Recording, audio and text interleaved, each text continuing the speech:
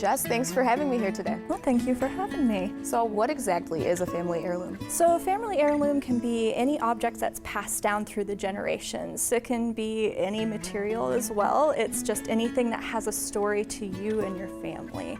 Furniture is a popular one, glass and ceramics. Maybe you have some flatware or some silverware. I know that figurines are something that gets passed on as well, and textiles too, so quilts and different wedding pieces maybe, or something like that.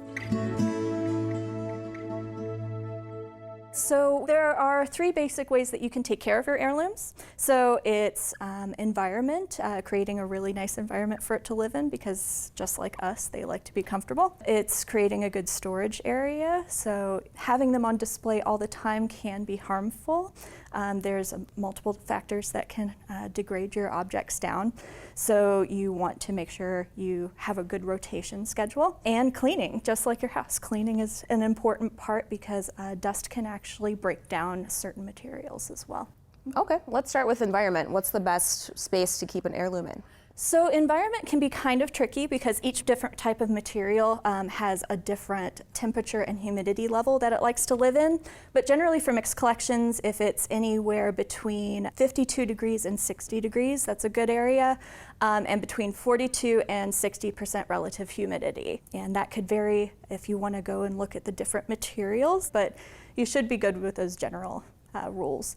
Mostly you want something away from the light, because light can damage multiple objects, not just textiles. So if you have something that's hand painted or filigreed, that can also damage. And you want a cool, dry environment and one that's stable. So any kind of really radical flux in temperature or humidity can actually cause an expanding and contracting of materials, which some things are really sensitive to, like wood. And so that can cause cracking, it can cause flaking of paint or adhesives, and it's not good. Okay, and what is everything on this table?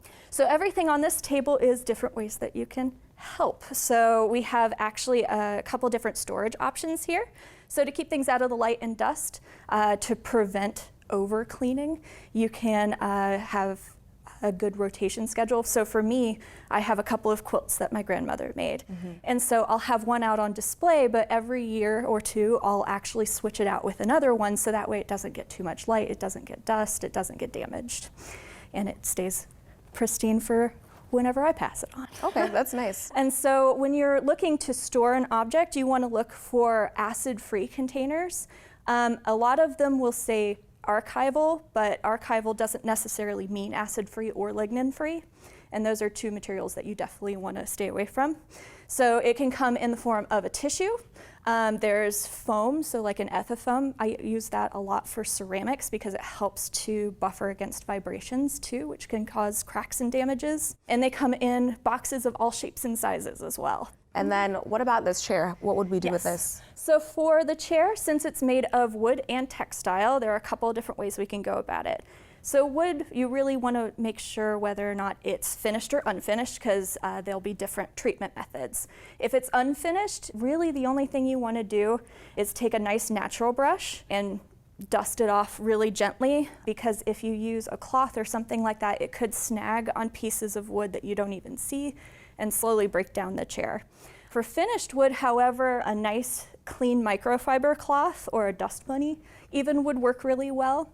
You can use a thing called Renaissance wax. A little bit goes a very long way, but I only suggest doing that only on finished woods and maybe every 2 to 4 years, because you don't want to do it very often. Okay. And no harsh solvents and no commercial cleaners. So. Okay. And then this is a vacuum cleaner? Yes, so my Nilfisk, it's basically a variable vacuum cleaner, so I can control the suction on it. And that's very important because your normal household vacuum cleaner is going to be a little bit more powerful than you want. So you do want something that you can control the suction on it. And we have our little controller here that we use. And so an important thing too as well when you're vacuuming textiles or fabric pieces on furniture, maybe a quilt, you want to use a mesh or some kind of barrier between the hose and what you're vacuuming.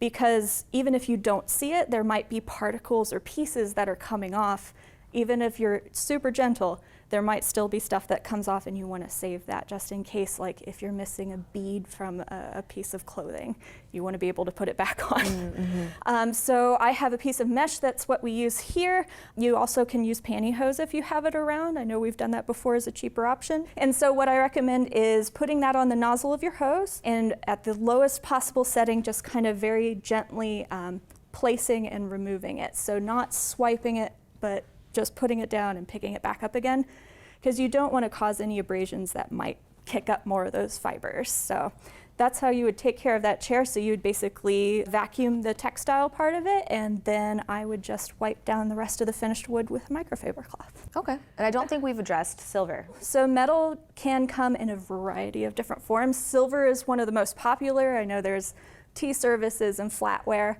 And for metal, it doesn't always equal strong. I know we think of metal and we think it's a strong material, it can take anything. It's actually relatively weak and relatively fragile opposed to maybe something like ceramic or glass.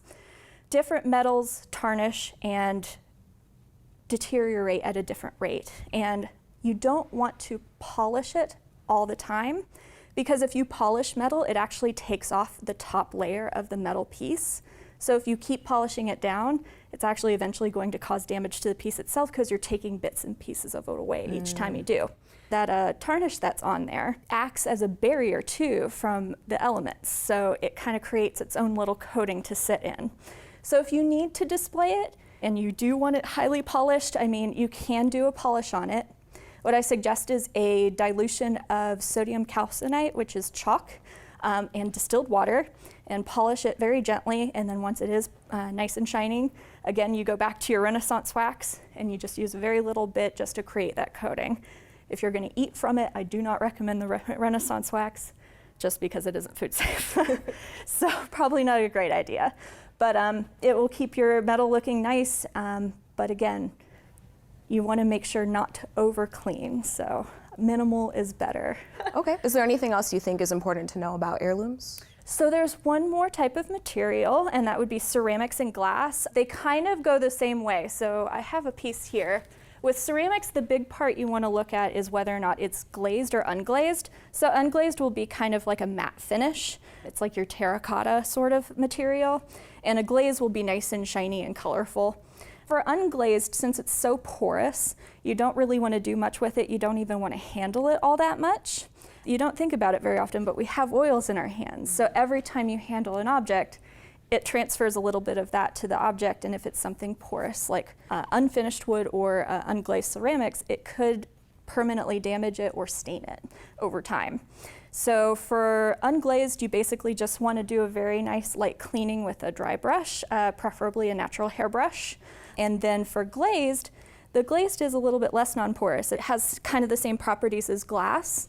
So you can do a dry cleaning with a microfiber cloth, or if you want to do a wet cleaning, say it has a little stain or something left over, then what I would suggest is there's a nice product called Orvis paste. And we use this a lot. Basically, we take a little bit of the paste and we distill it down with distilled water. And then like any other cleaning, you clean it down, rinse it a little bit with distilled water, but just on a cloth itself, and let it air dry. Well, thanks a lot for having me today. It's been good to learn about how to preserve heirlooms, and now I'm really thinking about what I can pass down to my own children. I love clothes, so that's definitely on the list. I also have a teapot, which relates to the ceramics bit, so thanks a lot. So, well, thank you for having me.